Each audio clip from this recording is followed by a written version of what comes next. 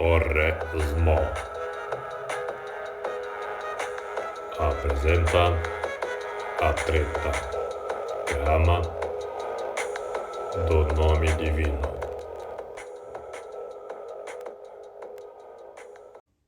O tentativo desastrado das vogais divinas. Vídeo número 17. Uma produção Torre Small. A tretagrama das religiões. O nome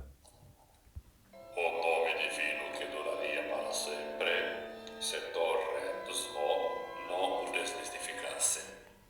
Mostrar profundo respeito pelo nome divino de 4 letras é fazer exatamente o que ele ensina, ou seja, não usar o seu santo nome em vão.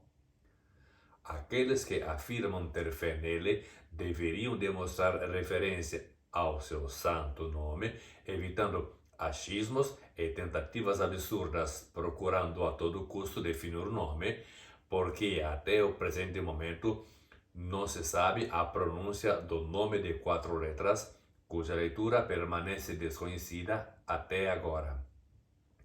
Os mais peritos biblistas e linguistas admitem as próprias limitações no campo, portanto, não se encontra motivos para que leigos tentem encontrar explicações gramaticais onde doutores e pesquisadores não conseguem.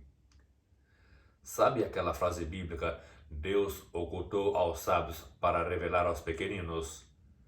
Você não vai ser tão desonesto intelectual para achar que se aplica a isso, né? Seria desrespeitoso demais com o texto e manifestaria a tua própria jactância. Muita literatura, vídeos, sermões, palestras e estudos têm sido produzidos na tentativa de elucidar qual seria o verdadeiro nome de Deus. Sinceramente, acho isso uma missão impossível. Se fosse de real e vital necessidade, Deus teria deixado claro e de forma inegável a verdadeira pronúncia e o real significado desse nome. Se experts do mundo todo têm pareceres diferentes sobre o nome de 4 letras, isso significa que não se há certeza. E, se não há certeza, não se pode dar razão a um nome em detrimento de outro. Existem os defensores de 4 letras e defensores das 3 letras, e cada um procura ser o suposto dono da verdade. Esse vídeo não irá de forma alguma tentar estabelecer qual é o nome e a pronúncia certa das 3 ou 4 letras que identificariam o nome divino na Bíblia hebraica. Essa é a única certeza que temos e podemos discutir, que esse nome faz parte só da Bíblia hebraica, mais conhecida como Antigo Testamento. Sim, porque na Bíblia cristã, mais conhecida como Novo Testamento, em página alguma aparece esse nome de 4 letras. Forçar a entrada do nome de 4 letras no Novo Testamento é imoral, é desonestidade intelectual e depõe contra a competência do tradutor. Não obstante, Lancelot Shadwell e Frederick Parker tenham incluído algumas vezes o tetragrama, particularmente no Evangelho de Mateus, não significa necessariamente que o tetragrama existisse em página alguma do Novo Testamento. O motivo era outro, e não o de restaurar, porque restaurar é algo que existe e foi danificado. Mas, até o momento em que esse vídeo está sendo gravado, não foi encontrado documento algum no Novo Testamento que contivesse o tetragrama. O tradutor não pode supor, ele deve só traduzir. Adicionar de forma arbitrária o nome de 4 letras onde não existe equivale a pronunciar o santo nome de Deus em vão. O nome mais famoso que se usa no Brasil para identificar o Deus da Bíblia hebraica, o Antigo Testamento, é Jeová. Na Bíblia cristã, o Novo Testamento, esse nome Jeová sai totalmente de cena, criando espaço para um outro nome identificado no Brasil como Jesus.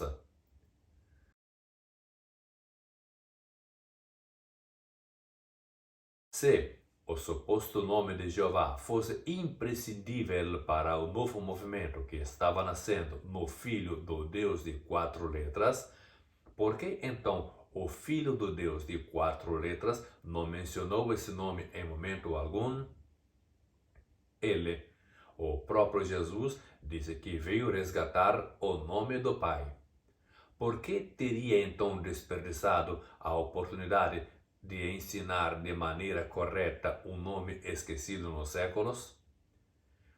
Quando Jesus, lembre-se, o Filho, e não um amiguinho de velha data, deu um exemplo de como orar, ele disse: Pai nosso, santificado seja o teu nome.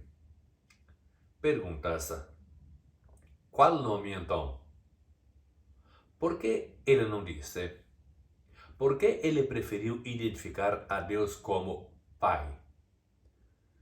Não é intenção desse vídeo gerar polêmica, apesar de ser inevitável, mas simplesmente lembrar que ele, o Filho que veio apresentar a verdadeira identidade perdida de Deus, ensinou a chamar a Deus de Pai, e não o nome de 4 letras. Por que Jesus teria perdido essa ocasião de dizer a pronúncia certa do nome de 4 letras? Existe em Israel uma escola de pensamentos que prefere dizer o nome de 4 letras, ou 4 consoantes, justo para evitar dizer o termo tetagrama ou tetragramaton, por motivos bem específicos que esse vídeo não intenciona tratar. Essa escola diz não pronunciar o nome divino, não por temor de errar, mas simplesmente porque não se pode saber com exatidão qual seria a pronúncia do nome de Deus.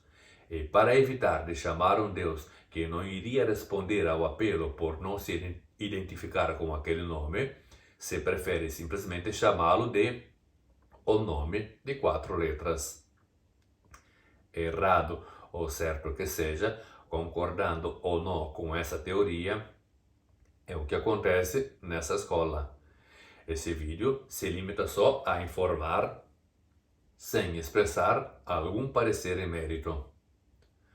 Coisa a não subestimar é que eles, os israelitas, são os detentores intelectuais das Escrituras e, seguramente, muito mais expertos dos demais na língua e na tradição hebraica. E eles não arriscam definir de forma unânime qual é a pronúncia certa do nome de 4 letras.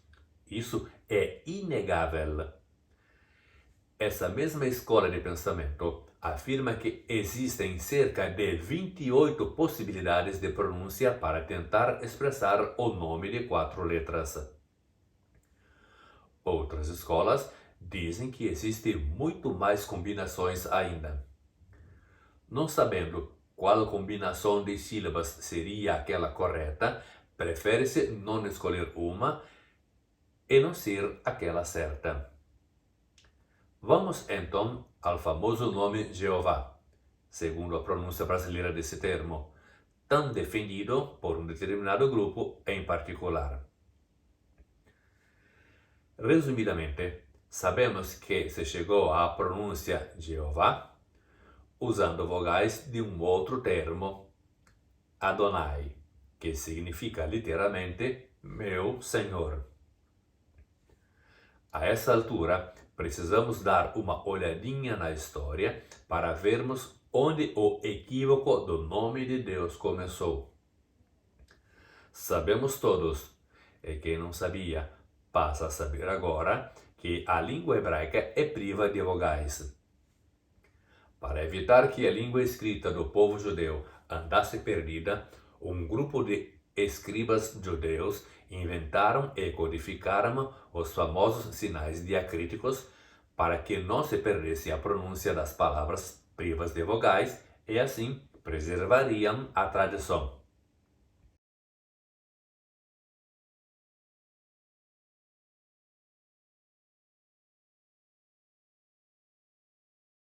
Esses escribas eram chamados de maçoretas e levaram décadas e décadas para codificar esse sistema de leitura da Bíblia hebraica, criando um sistema de acento e vocalização. O uso de sinais diacríticos nas escrituras tornou a leitura e a pronúncia mais acessíveis, contribuindo assim para a preservação do texto bíblico e da língua falada. No entanto, para alcançar esse objetivo, é necessário conhecer e aplicar adequadamente diacríticos tais como Sheva, Holem, Kametes, dentre outros. E posso te garantir que isso não é a lista de ingredientes de uma das receitas culinárias da tataravó de Maria. O que é isso então? Essa foi a pegadinha dos maçoretas, ou seja, são os sinais diacríticos ou sinais vocálicos do nome Adonai, meu Senhor, que os maçoretas usaram para reconstruir as sílabas, por assim dizer, do tetragrama. Israel já tinha experimentado invasões de outros povos e a profanação do seu culto. E para evitar que os manuscritos viessem a cair nas mãos dos povos pagãos, que lendo os manuscritos ousassem a ler o nome do Deus de Israel em vão, eles, os maçoretas, que tinham já codificado os sinais diacríticos para todas as palavras e nomes, fizeram uma exceção ao tetragrama divino, inserindo os sinais vocálicos de um outro nome divino, Adonai.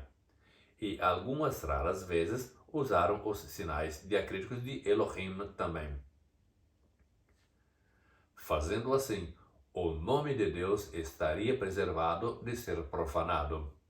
Quem ousasse a ler o tetragrama não iria saber ler a justa pronúncia do nome divino e iria ler um nome híbrido. Já um hebreu saberia que deveria ler Adonai todas as vezes que se deparasse com o tetragrama. Será que Deus aceitaria como seu nome um termo híbrido inexistente e inventado? As raríssimas vezes que se pode ler esse termo híbrido nas versões bíblicas hebraica, católica e protestante, é usado como um termo ideal e não literal, só para distinguir o Deus de Israel dos demais deuses.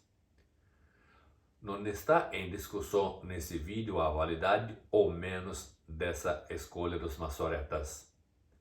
Esse vídeo não há intenção de propor uma discussão teológica, mas se limita somente a contar uma história pouco conhecida.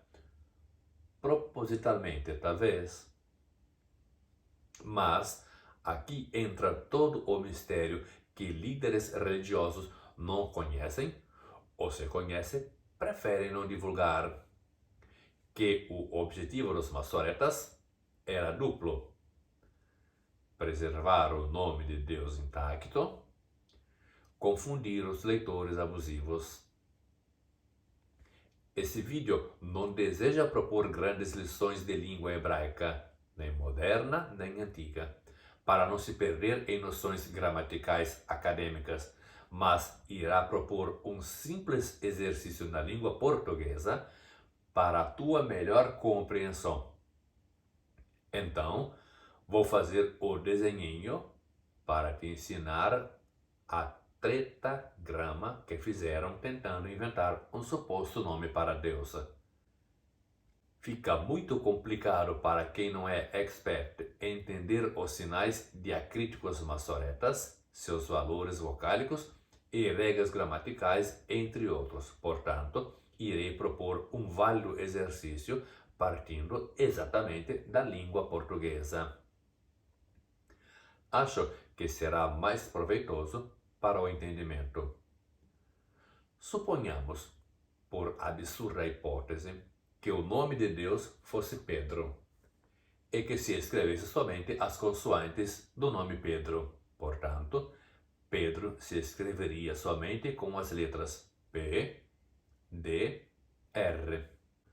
Continuando nesse exemplo, não se saberia a pronúncia correta desse nome por séculos, usando somente escrever as três consoantes P, D, R, sem porém nunca pronunciar. Estamos falando de séculos sem saber pronunciar, mas somente escrever as consoantes P, D, R. Num belo dia, um grupo de estudiosos decidem usar as vogais de um outro nome para tentar dar sentido às letras P, D, R. Pegam o nome João, tiram as vogais do nome, ou seja, O, An, O, e adicionam as consoantes P, D, R. Como resultado, se obtém o nome Podanró.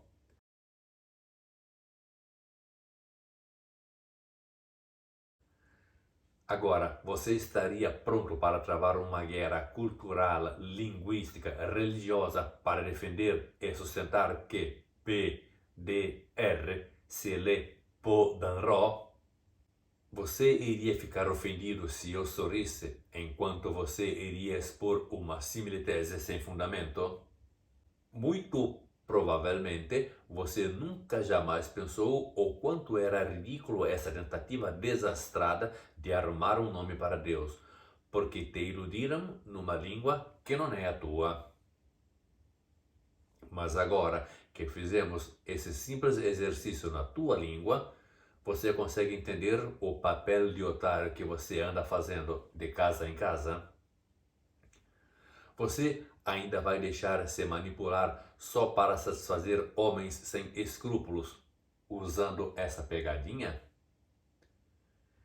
Está entendendo agora a treta dos maçoretas feito justamente para nos enganar? Essa até Silvio Santos colocaria no seu programa de pegadinhas dominical. Está entendendo que te levaram a fazer um papel de otário em defender uma pegadinha como se fosse uma verdade? Não te queima a cara? Aqueles de Warwick, seguramente não. Resumidamente, era apenas um expediente para preservar a verdadeira pronúncia do nome, adicionando as vogais de um outro termo ao nome de 4 letras. Israel, que conhecia por experiência invasões e destruições de seus territórios e da sua identidade espiritual, temendo que povos inimigos lançassem mãos dos escritos e profanassem o nome de 4 letras, fizeram uma espécie de trocadilho para impedir os profanadores de usarem a pronúncia correta do nome de 4 letras. Estando assim, os maçoretas talvez sejam os pais das famosas pegadinhas. Repito, esse canal não quer ser o dono da verdade, não quer ter a última palavra, mas se limita simplesmente em narrar histórias pouco conhecidas, trazendo como exemplo fácil na língua portuguesa para um público que usa e conhece essa língua. Estudos mais complexos e gabaritados sobre o tetagrama se pode achar em vários canais no YouTube. Os mais apaixonados na matéria poderão pacientemente pesquisar nesses vários canais. O problema maior é que é o verdadeiro motivo do nome de 4 letras ser preservado segundo a Bíblia hebraica, porque não se pode esquecer que esse nome de 4 letras não se encontra na Bíblia cristã, ou seja, o Novo Testamento, é de não invocar esse nome em vão. Muito se discute sobre qual seria a pronúncia correta. Criticar ou condenar religiões que não usam o tetagrama ou usam pouco ou nada em determinados grupos religiosos, a nada serve. O importante é ensinar que não se deve usar esse nome em vão. Está na rede para quem quiser ver que Geoffrey Jackson, um dos membros do corpo governante, com desenvoltura, colocou a mão sobre a Bíblia e fez juramento em nome de Deus, que pretende que se chame Jeová a todo custo, e mentiu, omitiu fatos, torceu a verdade, negou os seus próprios princípios para proteger a si mesmo e a holding por ele representado. Quando a fazer isso é um delinquente, um político sem escrúpulos, um empresário sem ética e similares, infelizmente, se sabe já que é assim. Mas quando a fazer isso é um homem que se diz íntimo de Deus, que se autodefine como irmão de Cristo, demonstra claramente que não santifica o nome de Deus. Onde está o temor a Deus? Ou melhor, onde está Deus? Alguns sustentam que em templos antigos constam as 4 letras ou o equivalente de Jeová, e que isso é testemunho que abandonaram o nome de Deus que outrora usavam. Pena que não passou pela cabeça dos defensores dessa teoria infame, que foi justamente o contrário. Os religiosos perceberam que tinham um trocadilho, uma pegadinha, e no respeito ao nome, pararam de propagar esse desvio. Na verdade, os líderes de grupos que defendem essa discutível teoria sabem que não é possível tal tentativa de tradução. No entanto, motivados por um interesse pouco claro, instrumentalizam esse fracasso na tentativa de tradução em seu próprio benefício, visando se distinguir dos demais ao se apresentarem como os únicos defensores do nome. Isso é fé ou marketing religioso? Mentem sabendo de mentir. Engana incautos dispostos a abraçarem uma causa inconsistente para esconder o seu verdadeiro intento. Mas, atenção, a isso tem remédio para os sinceros de coração. Deus é um ser tão sublime, tão maravilhoso, que se você invocar com o nome de Jeová, ele também aceita e responde.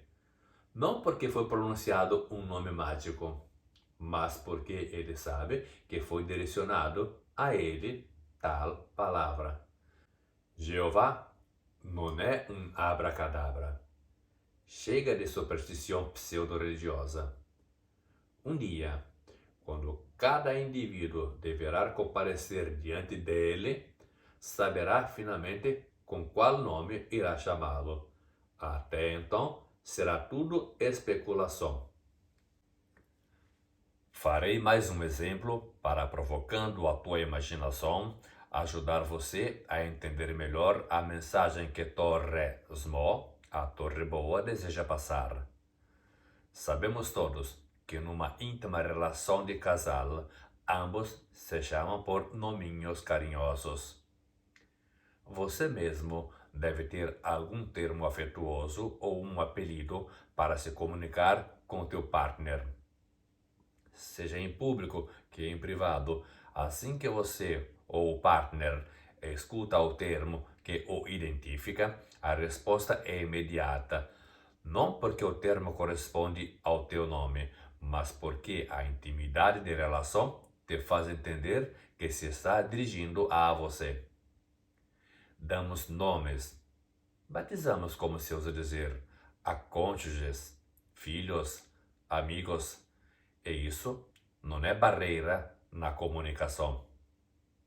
Eu mesmo, por causa desse canal, sou chamado de Torresmo e respondo a quem quer que me chame assim, mesmo não sendo o meu nome, porque me identifico quando alguém se refere assim a mim.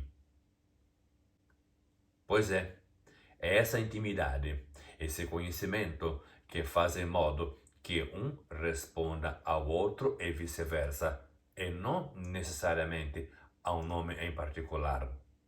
Às vezes, Se pode até criar um apelido carinhoso para identificá-lo em suas relações.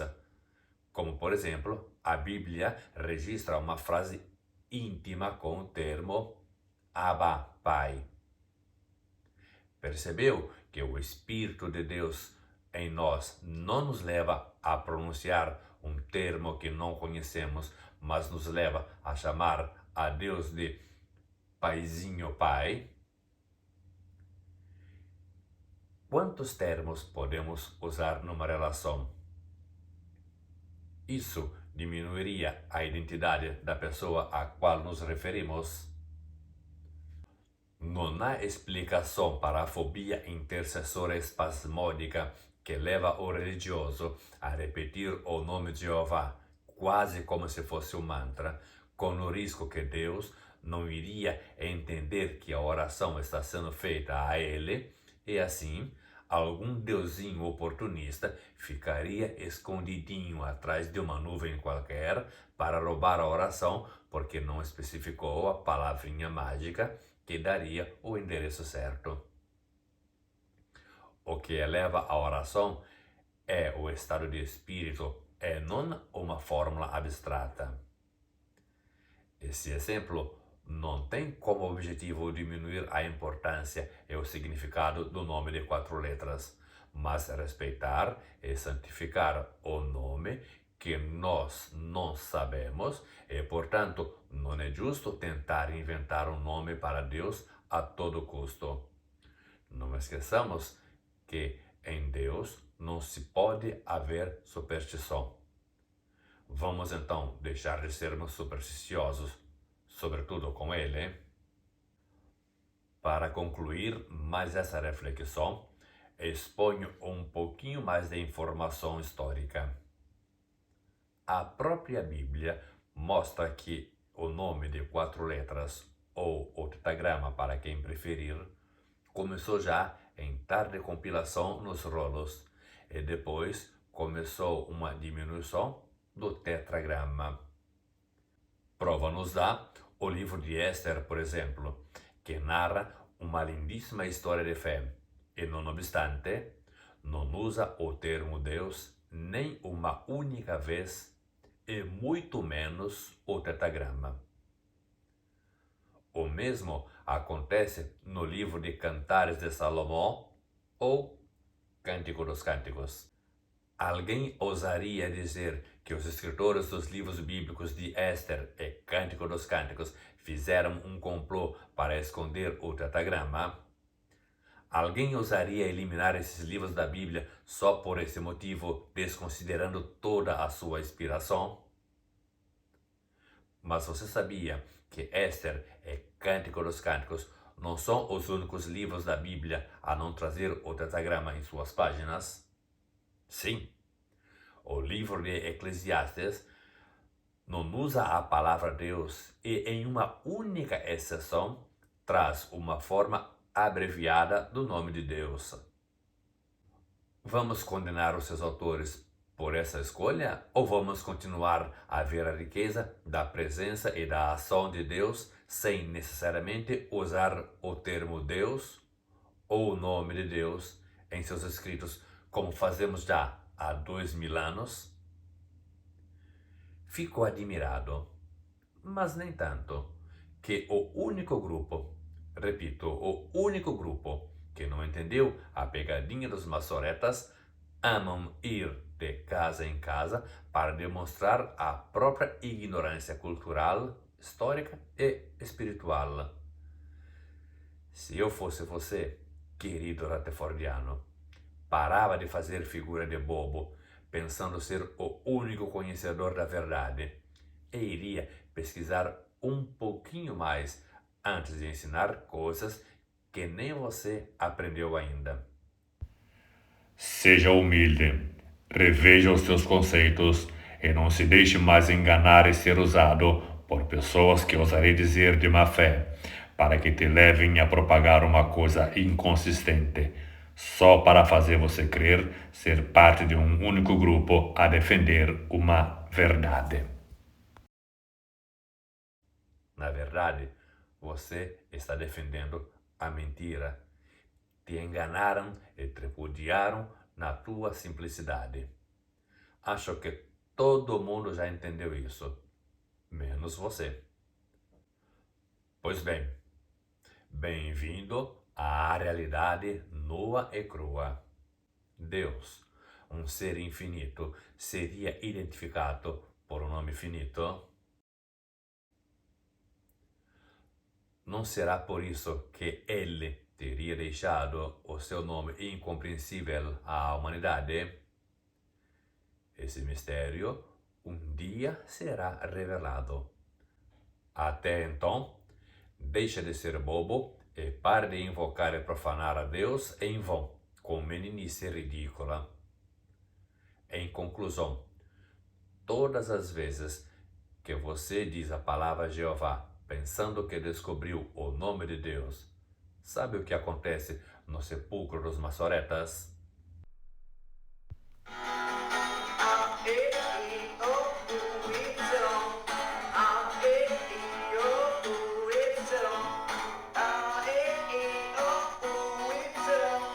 Corpo governante, nós gostamos de você. Corpo governante, nós gostamos de você. Eles fazem festa porque significa que eles realmente tiveram uma ideia genial. Só ao teu grupo, eles continuam enganando com sucesso há praticamente um século e meio. Parabéns! Torre Smo.